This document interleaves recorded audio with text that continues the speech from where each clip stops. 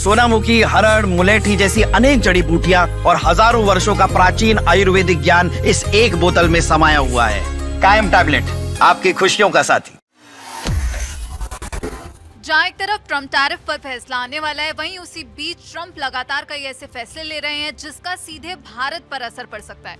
Trump ने एक और फैसला लिया है, वो क्या है, इसकी ज्यादा जानकारी के लिए हमारे साथ जुड़ी हैं अनुराधा, उनसे जानेंगे। अनुराधा, जहां एक तरफ वेनेजुएला पर ट्रम्प ने हमला किया, उसके बाद जो वेनेजुएला और अमेरिका के बीच तनाव की स्थिति बनी है वो लगातार बनी है, लेकिन इसी बीच अब भारत को लेकर सवाल उठ रहे हैं कि आखिर इसका भारत पर क्या असर देखने को मिल सकता है, और ट्रम्प ने अब जो एक और बम फोड़ा है वो पूरा मामला क्या है? जी बिल्कुल सोनम, जिस तरीके से आपने बताया कि पूरी दुनिया में इस वक्त ट्रम्प टैरिफ की चर्चा है और ट्रम्प टैरिफ को लेकर ही 9 जनवरी का काफ़ी जो दिन है वो काफ़ी अहम माना जा रहा है। और इसी के साथ ही अमेरिका की जो सर्वोच्च अदालत है यानी कि सुप्रीम कोर्ट जिसे कहा जाता है, वो ट्रम्प टैरिफ पर बड़ा फैसला सुना सकता है। लेकिन उससे पहले ही अमेरिका के राष्ट्रपति डोनाल्ड ट्रम्प ने एक बड़ा फैसला ले लिया है, और वो बड़ा फैसला ये है कि उन्होंने 66 अंतर्राष्ट्रीय संगठनों से अमेरिका को सीधे तौर पर बाहर कर दिया है। अब आपको सिलसिलेवार तरीके से बताते हैं कि वो संगठन आखिरकार है क्या और उसका इंडिया पर क्या इम्पैक्ट पड़ने जा रहा है। तो डोनाल्ड ट्रंप ने जिन 66 अंतर्राष्ट्रीय संगठनों से सीधे तौर पर यूएस को बाहर किया है, उसमें 31 संयुक्त राष्ट्र के हैं यानी कि यूएन से जुड़े हुए हैं और 35 अलग संगठन हैं।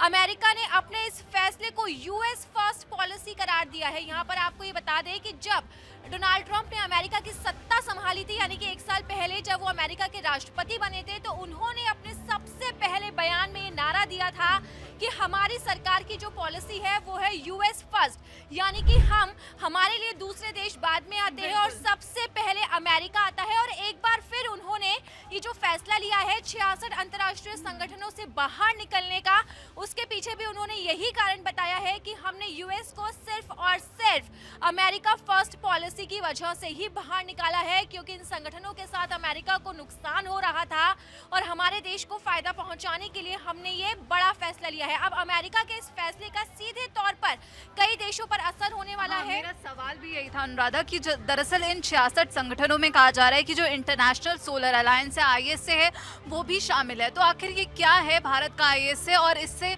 ट्रंप ने जब एग्जिट ली है तो इसका भारत पर क्या कुछ असर देखने को मिल सकता है?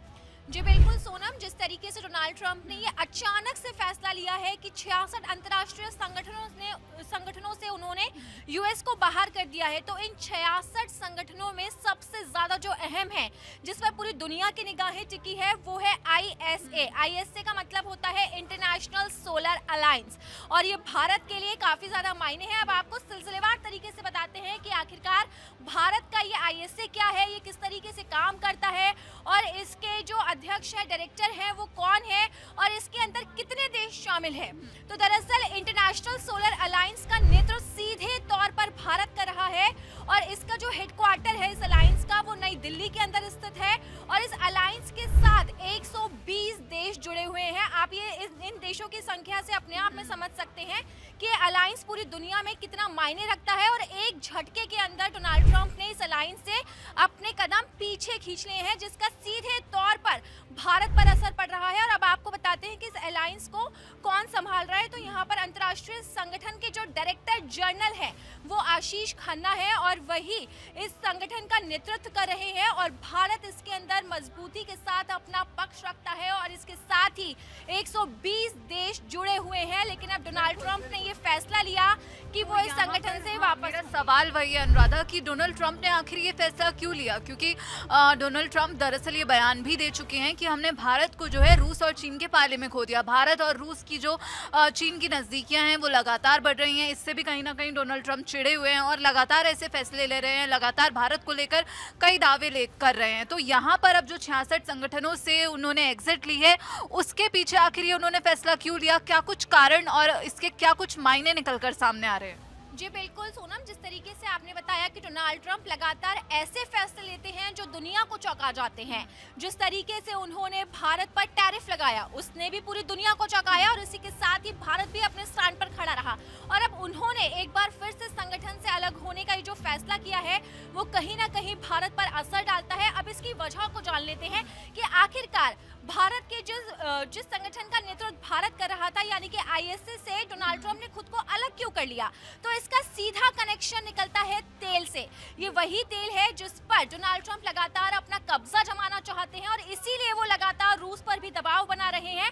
और इसी के साथ यहाँ पर आपको जानकारी होगी, और पिछले काफी दिनों से ये सिलसिला चल रहा है कि उन्होंने वेनेजुएला पर कई हमले किए और वहां के राष्ट्रपति को भी गिरफ्तार कर लिया है। और इसी के साथ ही उन्होंने वहां के जो तेल भंडार हैं उन्हें भी अपने कब्जे में करने की बात कही है। तो डोनाल्ड ट्रंप का ये जो पूरा प्लान है, जो उनका ये जो फैसला है, वो पूरी तरीके से तेल से जुड़ा हुआ है। डोनाल्ड ट्रंप तेल कंपनियों के जरिए अमेरिका को फायदा दिलाना चाहते हैं और अगर सोलर अलायंस को बढ़ावा मिलता है तो ये कहीं ना कहीं अमेरिका के लिए बड़ा झटका हो सकता है और भारत का इससे पूरा दबदबा बढ़ेगा। पूरी दुनिया के अंदर जिस तरीके से भारत अपने कदम आगे बढ़ा रहा है, मेक इन इंडिया पे भी भारत आगे बढ़ रहा है, उससे आईएसए से भी भारत अब दमदार स्थिति में पूरी दुनिया के सामने आता हुआ नजर आ रहा है। और यही वजह है कि डोनाल्ड ट्रंप के माथे पर शिकन आती हुई नजर आ रही है और उन्होंने ये बड़ा फैसला लिया है और आईएसए से खुद के कदम पीछे खींच लिए। और यहाँ पर दरअसल वही है, जब वेनेजुएला पर उन्होंने हमला किया तो अब अमेरिका ये भी बोल रहा है कि हम जो वहाँ का तेल भंडार है उसकी नीलामी करेंगे और जो भी पैसा होगा वो फिर हम किसे दाम पर बेचना है और किसे बेचना है ये फैसला अमेरिका लेगा। तो कहीं ना कहीं सीधे तौर पर कई देशों के द्वारा इसे दादागिरी भी करार दिया गया, कहा कि डोनाल्ड ट्रंप अब जो उनके मन में आ रहा है वो कर रहे हैं।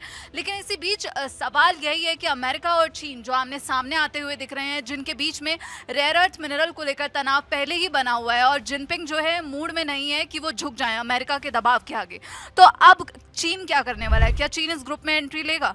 जी सोनम, सबसे बड़ा सवाल और पूरी दुनिया की निगाहें इसी पर टिकी हुई है कि ऐन वक्त पर जब डोनाल्ड ट्रंप ने अपने कदम पीछे खींचे हैं तो क्या चीन इस ग्रुप में अपनी एंट्री लेगा। और ये सवाल इसीलिए क्योंकि चीन हमेशा से ये इच्छा जाहिर कर चुका है कि मुझे इस ग्रुप में शामिल होना है, लेकिन कुछ ऐसी वजह रही है जिसकी वजह से वो इस ग्रुप का सदस्य नहीं बन पाया था और बल्कि अमेरिका इस ग्रुप का सदस्य था। लेकिन अब अमेरिका ने अपने कदम पीछे खींच लिए हैं तो चीन ने एक बार फिर से पेशकश की है कि वो इस ग्रुप का सदस्य बनना चाहता है। और इसी के साथ ही भारत को भी कोई आपत्ति नहीं है। भारत ने पहले भी साफ कर दिया था कि अगर चीन हमारा साथ देना चाहता है, इस ग्रुप का सदस्य बनना चाहता है, तो हमें किसी तरह की कोई आपत्ति नहीं है। यहाँ पर आपको ये जानकारी दे दें कि अब भारत के इस बयान के बाद और चीन की दिलचस्पी के बाद ये एक बार फिर से ये अटकलें तेज हो गई है कि इंटरनेशनल सोलर अलायंस में चीन शामिल हो सकता है। इस पर भारत की तरफ से कोई प्रतिक्रिया पहले आई हो जब यहाँ पर चीन की तरफ से बयान सामने आया, तो भारत का क्या कुछ कहना है?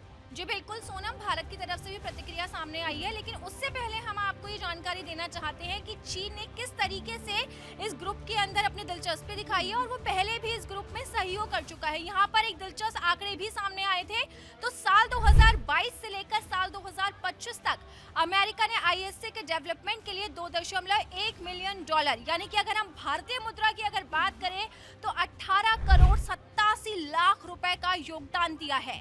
अब इतनी बड़ी कमी को पूरा करने के लिए हमें किसी एक बड़े प्लेयर की जरूरत है और वो बड़े प्लेयर के रूप में साफ तौर पर नजर आ रहा है चीन। आप भी जानते हैं कि चीन की इकोनॉमी काफी तेजी से आगे बढ़ती हुई है और चीन और अमेरिका के बीच में काफी तकरार भी है और कई मौकों पर हमने देखा है कि चीन भारत का साथ देते हुए नजर आ रहा है। जिस चीज का आपने जिक्र किया रेयर अर्थ मिनरल का, तो चीन ने भारत के लिए उसके अपने दरवाजे भी खोले हैं और कई करोड़ रुपए का प्रोजेक्ट भी पेश किया है और इसी के साथ ही भारत और चीन के बीच में कई बड़ी डील्स भी हो चुकी है। लेकर ट्रंप बहुत बौखलाए हुए नजर आ रहे हैं। बिल्कुल जी बिल्कुल, जिस तरीके से ट्रंप की बौखलाहट दिख रही है उसके बाद अब ट्रंप को एक और झटका लग सकता है क्योंकि कहा यह जा रहा है कि चीन इस ग्रुप के अंदर एंट्री कर सकता है और चीन की ये जो अटकलें लगाई जा रही है कि चीन भारत के साथ शामिल हो सकता है, इसे इन बातों पर और बल मिला था क्योंकि साल 2025 के अंदर आईएसए के डायरेक्टर, जिससे हमने बताया था कि जनरल आशीष खन्ना है, उन्होंने चीन के स्वागत को लेकर एक बड़ा बयान दिया था। उन्होंने साफ तौर पर कहा था कि दुनिया के सबसे बड़े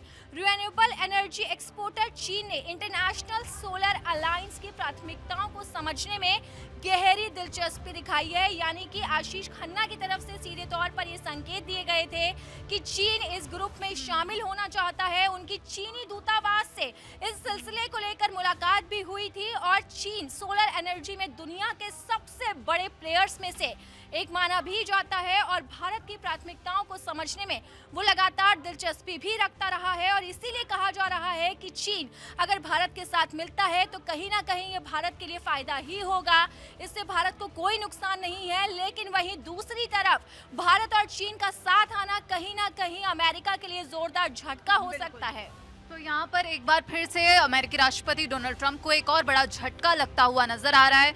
अमेरिकी राष्ट्रपति डोनाल्ड ट्रंप जो पहले ही रूस, भारत और चीन की नजदीकियों से बौखलाए हुए हैं, तमतमाए हुए हैं, लगातार कई ऐसे फैसले ले रहे हैं जो भारत विरोधी हैं। उनके बयान भी कई बार जो है भारत विरोधी दिखे, लेकिन भारत ने सीधे मुंह तोड़ जवाब देते हुए वही कहा कि जो भारत के हित होंगे उन्हीं के अनुसार भारत फैसला लेगा। लेकिन अब ISA को लेकर जो फिर से एक बार चर्चाएं तेज हो गई हैं, तो यहाँ पर डोनाल्ड ट्रंप ने जो एक बड़ा कदम उठाया उससे डोनाल्ड ट्रंप को ही बड़ा झटका लग सकता है। वो पहले ही टैरिफ के मुद्दे पर घिरे हुए हैं, टैरिफ पर फैसला आने वाला है, उसमें क्या होगा वो पल पल के अपडेट्स हम आप तक पहुंचाते रहेंगे। लेकिन इस पूरे मामले पर आपकी क्या राय है हमें कमेंट बॉक्स में जरूर बताइएगा। बाकी देश और विदेश की खबरों के लिए आप जुड़े रहिए दैनिक जागरण के साथ। नमस्कार।